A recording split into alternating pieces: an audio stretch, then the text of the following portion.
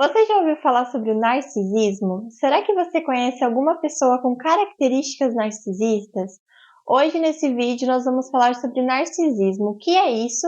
Quais são as características de uma pessoa narcisista? Quando isso se torna um problema? E qual tratamento as pessoas narcisistas precisam passar para conseguir superar esse problema?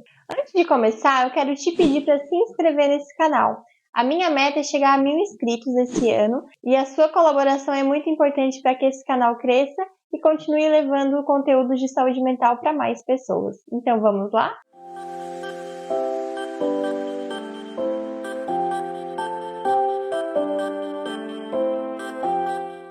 O narcisismo é um conceito fundamental para a psicanálise. Ele foi desenvolvido pelo Freud em 1914. Freud desenvolveu esse conceito porque ele percebia na clínica dele, durante o trabalho dele, como as suas pacientes traziam aí características narcisistas. Então ele passou a estudar esse fenômeno. O conceito de narcisismo tem origem na mitologia grega, com a história de Narciso. Então eu vou falar um pouquinho sobre a história para que vocês vão se situando aí dentro desse conceito. Narciso era um rapaz muito bonito que chamava muita atenção por onde ele passava.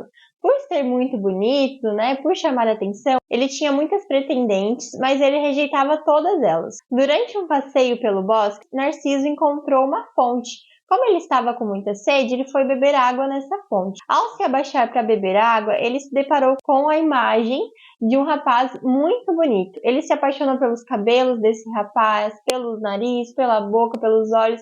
Ele se apaixonou profundamente por essa imagem que ele viu refletida na água. Mas essa imagem refletia ele mesmo, então ele se apaixonou profundamente por ele mesmo. Narciso não se deu conta de que o que ele via era a imagem dele mesmo, então ele se apaixonou como se fosse outra pessoa, aquilo que ele estava vendo na fonte. E ele não conseguia parar de olhar para esse reflexo, ele não conseguia parar de olhar para essa imagem. Porém, logo veio a decepção. Esse amor que ele sentia, por essa imagem, não era correspondido, não tinha como ele abraçar, não tinha como ele tocar esse rapaz, que ele não se deu conta de que era ele mesmo.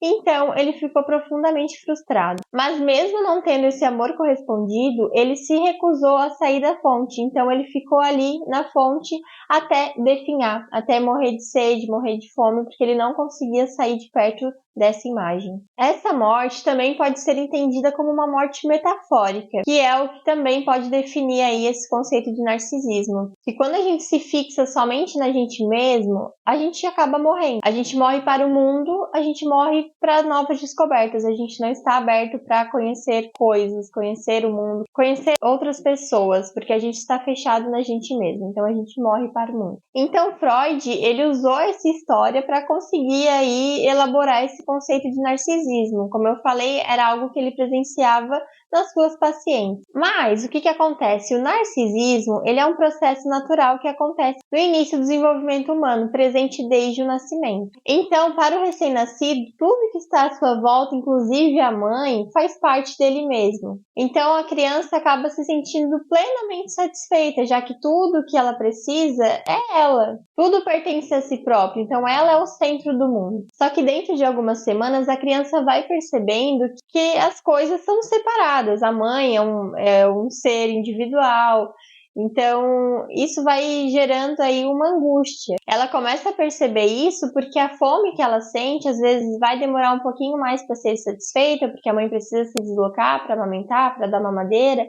Então, ela vai sentindo. Suas necessidades aí vão informando para ela de que ela depende de outra pessoa, de que as coisas não são, de que ela não é tudo. Essa é a fase do narcisismo primário. Então, após essa fase, a criança passa a desejar objetos externos. Antes ela não desejava porque ela achava que tudo fazia parte dela mesma.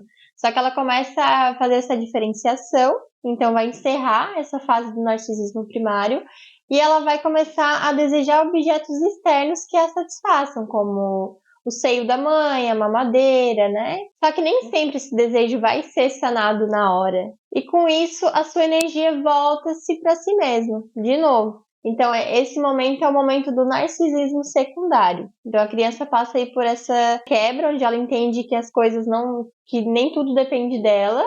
ela começa a desejar os objetos externos, mas ela se frustra porque isso demora a acontecer. Então, a energia que ela canaliza para fora, ela retorna para si mesma, inaugurando, então, o narcisismo secundário. Então, como a gente pôde perceber, o narcisismo, ele faz parte do desenvolvimento, ele é natural, ele precisa acontecer. Mas o problema está quando o narcisismo não se desenvolve da maneira esperada, como ele deveria se desenvolver. Porque essa energia que a criança volta para si mesma aí no narcisismo secundário, aos pouquinhos, principalmente quando a criança começa a aprender, começa a evoluir as fases do desenvolvimento, ela volta essa energia de novo para o externo, para o outro. É justamente essa energia voltada para o outro que vai proporcionar para ela, que vai facilitar a aprendizagem dela. Então, a criança precisa se interessar por outras coisas para conseguir aprender, para conseguir evoluir, se desenvolver, né?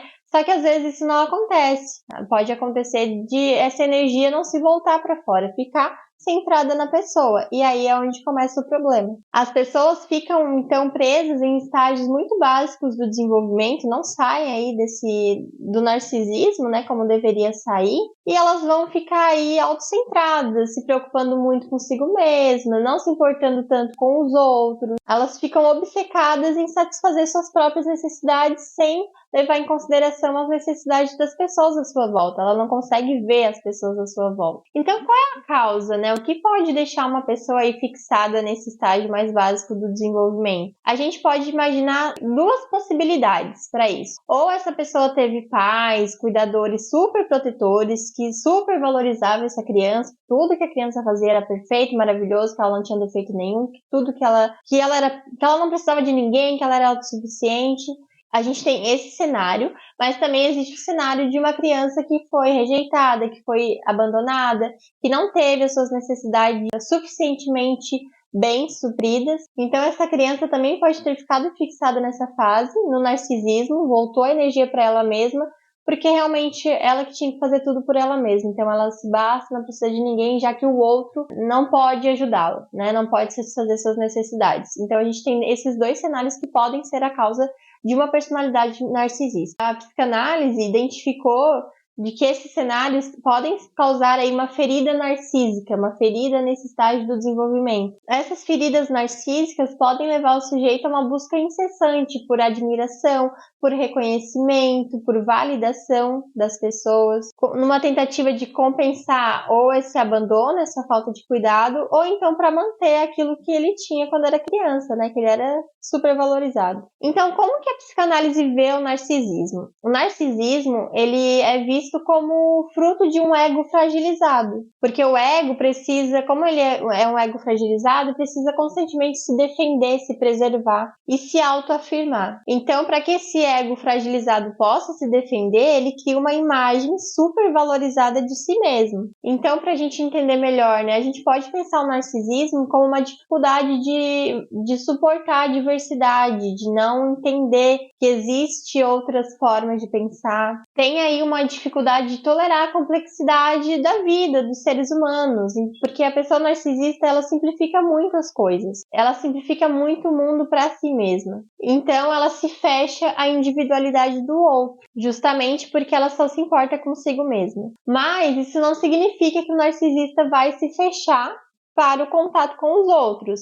Mesmo que o contato com as pessoas seja muito conflituoso, que a pessoa narcisista tá sempre envolvida em discussões, enfim, ela precisa do outro para se autoafirmar, justamente para ter uma referência do outro para que ela se sobressaia. É importante ressaltar aqui nesse vídeo que todos nós somos um pouquinho narcisistas. Isso é importante para que a gente construa aí uma autoestima saudável, para que a gente consiga se defender quando for necessário, para que a gente consiga afirmar os nossos valores, a nossa capacidade de conseguir coisas, de buscar, né, de buscar melhorar, para que a gente consiga se diferenciar dos outros. É importante a gente saber quem a gente é, o que a gente gosta, o que o outro gosta, para que exista aí essa relação. Então, é muito importante que exista aí uma pequena dose de narcisismo para que a gente construa essas relações com o outro e com a gente mesmo, né? Eu falei sobre o ego fragilizado do narcisista, agora eu vou falar sobre o ego. O que é um ego fortalecido, então, sem um narcisismo exagerado? É um ego onde a pessoa vai se questionar sobre si mesma vez ou outra, vai buscar novos conhecimentos, afinal ela sabe que ela não sabe de tudo, e é isso que vai fazer com que ela se movimente para buscar novos conhecimentos. Ela vai saber sobre si mesma o suficiente para amar a si mesma, para construir aí essa autoestima, mas sem se fechar para o mundo. Ela não vai amar a si mesma e isso é suficiente, não precisa de ninguém. Não é nesse sentido. É no sentido de construir uma autoestima saudável para que a partir daí construa também relações saudáveis com o outro. E ela vai estar aberta aí naturalmente para criar relações. Enquanto que um ego fragilizado com um narcisismo exagerado vai fazer a pessoa entender os outros como uma ameaça e vai se fechar em si mesmo para se defender. Então são características aí desse ego fragilizado. A pessoa que vive se autoafirmando, se autoelogiando, a pessoa sente necessidade de se vangloriar, de contar vantagens sobre si mesma, sobre o que faz. Ela vai usar de outras pessoas para conseguir atingir os seus objetivos pessoais e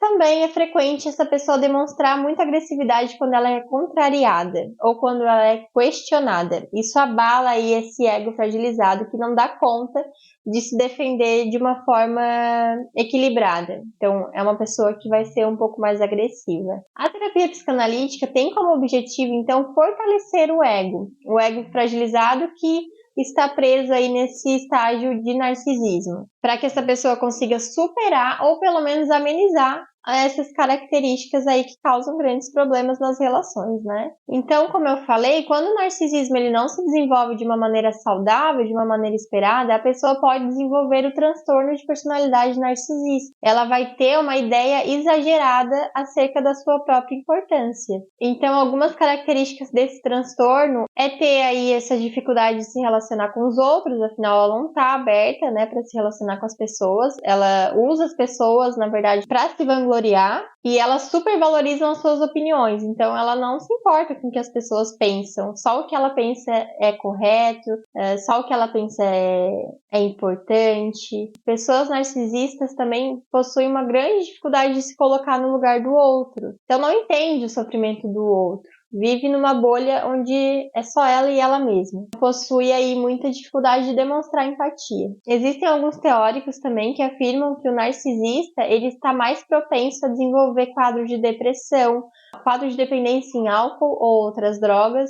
Mesmo que o narcisista ele passe essa imagem de que ele é suficiente, de que ele se ama, de que ele é melhor que todo mundo, mesmo assim, o narcisista sofre, porque isso é uma fantasia de um ideal de eu. Aí a pessoa está presa numa supervalorização de si mesma. Então, quando ela erra, quando ela observa alguma dificuldade, isso é muito difícil para ela conseguir tolerar. Então, é onde a pessoa narcisista pode ter alguns problemas com álcool, pode ter alguns problemas com drogas e substâncias químicas. E como que trata uma pessoa narcisista, né, em psicoterapia? É um grande desafio porque a pessoa narcisista, justamente por ela ter esse comportamento, por ela achar que ela é perfeita, ela não vai buscar psicoterapia, né? Então, ela só vai buscar psicoterapia quando ela estiver enfrentando essas consequências, como um quadro de depressão, um término de um relacionamento que ela não aceita, ou essa questão com drogas, né? Então, o objetivo da psicoterapia com pessoas narcisistas é ajudar com que elas se conectem com elas mesmas, com quem elas são de fato, explorar as origens desse narcisismo e trabalhar na relação, principalmente que ela tem com ela mesma, principalmente nessa relação aí super valorizada que ela tem com ela mesma, ajudar ela a entender que às vezes ela não vai ser perfeita, que existem defeitos, né? Então ajudar a quebrar um pouquinho esse ideal que ela tem, ajudar a pessoa aí a lidar com a vulnerabilidade de uma maneira mais adaptativa. Então, gente, esse era o vídeo sobre narcisismo. Eu vou pedir para vocês deixarem nos comentários qualquer dúvida que apareceu aí ao longo desse vídeo. Escreva para mim nos comentários para que eu possa construir um vídeo novo sobre esse tema. Narcisismo é um tema muito amplo, a gente pode ficar aqui falando horas sobre isso. Tem muitas pessoas narcisistas, a gente pode falar sobre relacionamentos com pessoas narcisistas, colegas de trabalho narcisistas, a gente pode falar sobre muitas coisas aqui a respeito disso. Então deixa aí as suas principais dúvidas sobre esse tema, deixa aqui embaixo para mim nos comentários, para que eu possa construir um vídeo novo para vocês, tirando mais dúvidas. Então, se você gostou desse vídeo, se você entendeu como funciona o narcisismo, vou pedir para você deixar o seu like nesse vídeo, Vou te pedir também para você se inscrever nesse canal, que aqui eu compartilho muitos conteúdos sobre saúde mental, sobre psicologia, sobre psicanálise. Então, se você gostou desse vídeo, não se esqueça de se inscrever e permanecer por aqui. Ative o sininho também para ficar sempre por dentro quando sair um vídeo novo. Nos vemos no próximo vídeo.